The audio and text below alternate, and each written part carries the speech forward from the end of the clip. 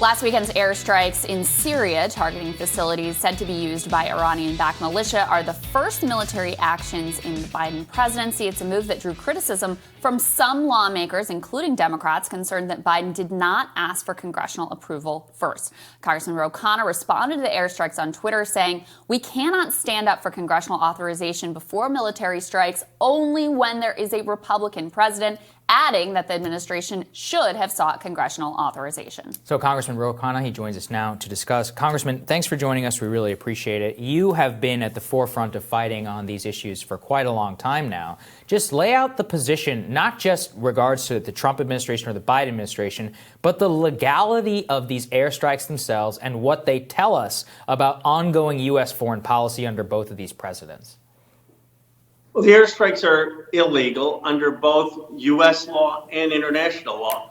There is no authorization of force to strike Syria. In fact, President Obama tried to get that authorization, and Congress refused to give it to him. So there's, in fact, precedent that there is a reverse signal from Congress. Second, there is no authorization to strike Iran. So the president, unless it was imminent defense, which there was no justification in this case, cannot take that action without coming to Congress. And then they invoke Article 51 of self-defense under international law, but that requires going to the United Nations. So this action simply didn't have legal basis.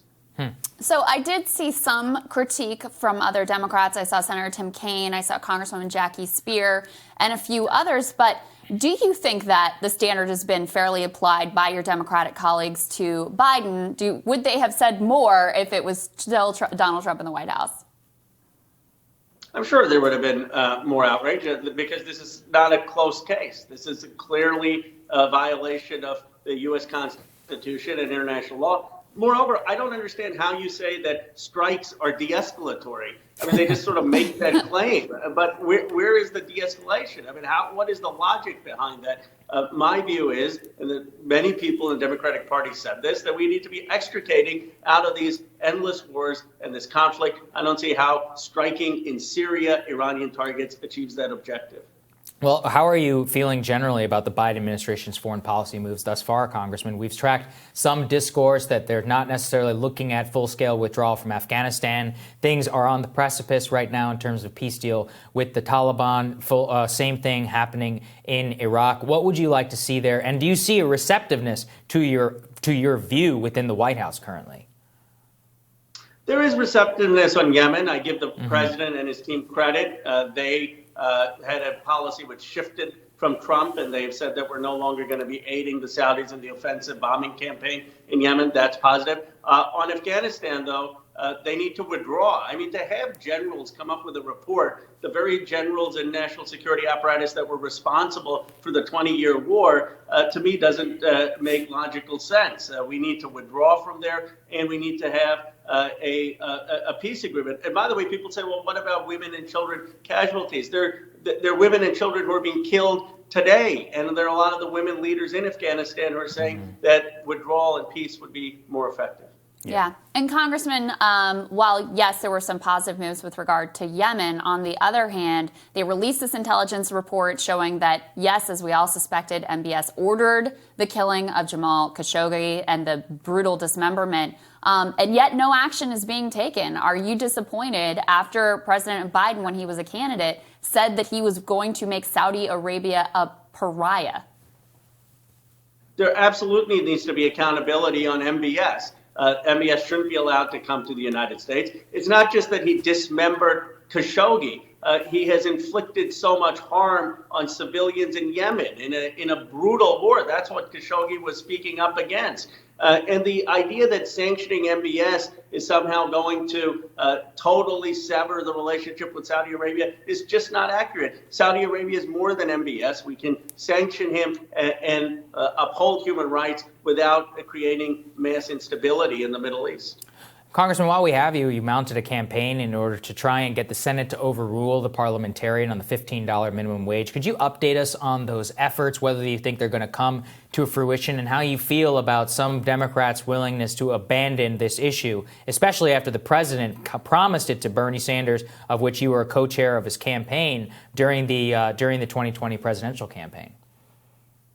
Well, this is an issue for the dignity of so many Americans. You can't live on $7.25. Many people came out to the polls at a risk to their own health in a pandemic, tipped workers who were making $7, $8 because they thought we would get them $15. That's why so many of us in the House, the Progressive Caucus, it's not just me, it was a collective effort of House progressives, are saying that we need to use every tool to make sure that we deliver this. And we certainly shouldn't be standing on formality with a parliamentarian, and I don't want to attack the person's integrity, but her advice is not binding. It's ultimately the decision of the Senate chair, who vice presidents in the past have disregarded. I have no doubt a Republican vice president would have disregarded them. Ultimately, people aren't going to care whether we disregarded a parliamentarian. What they're going to care about is whether we kept our word and delivered a $15 wage for the American people. Yeah, I mean, are you disappointed here? Because, like you said, this was a key promise that was made, and I won't be the first to point out.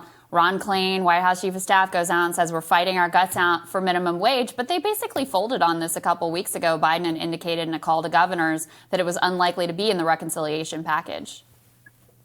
Well, we're still fighting. The parliamentarian, the chair, hasn't ruled yet. We're still pushing to say this is something that is the progressive base, the advocacy groups care about, and we're going to continue to push. But I guess my question for the administration is simple. If you're not going to be willing to overturn the filibuster, and if you're not going to be able to do it through reconciliation, then how are you going to do it? What is the plan? I'm open if there's another plan. But the plan can't be we're going to rely on 60 votes with 10 Republicans. You have not a single Republican vote to support the COVID relief package. And are we supposed to believe that 10 Republicans suddenly are going to support a $15 minimum wage? So we need a clear strategy. My view is that the easiest way to do this is actually through reconciliation. You don't actually even have to overturn the Byrd rule or the filibuster, and you can put it in a bill that has 60 to 70% support. There's no easier way to get this done. Yeah, I think it's an excellent point. So what is your understanding of what happens next? I saw Senator Sanders is out saying that he's going to force a vote on an amendment to at least get people on the record where they stand on this issue. What do you see as the path forward or the place for progressives to fight?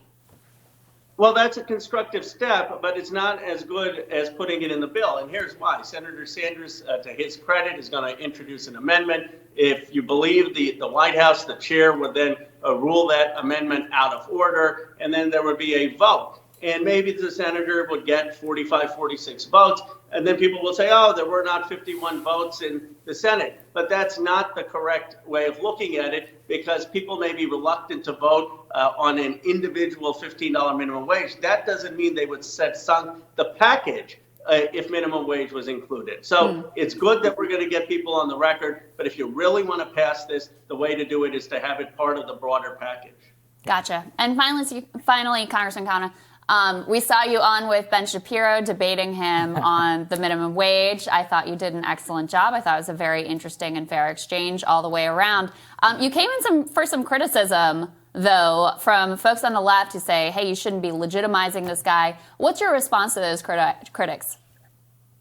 Crystal, I believe in free speech. I believe you reach out and you have rational debate. I got criticized for going on Brianna Joy's podcast. Some people criticize me coming on your show. Others criticize me for going on Shapiro.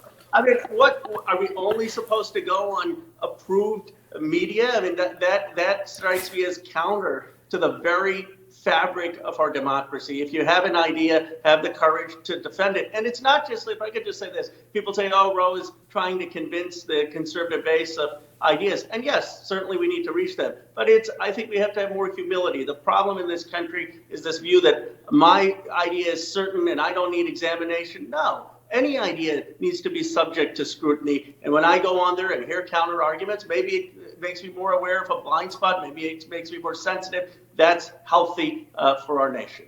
Yeah. Yes. Well, I hope the criticism of you coming on here today isn't too great, Congressman, because we certainly appreciate it. That's right. Great Thank you, to see you, sir. sir. Appreciate it. Thank you. Thanks for having me. Absolutely. We'll have more Rising for everybody right after this.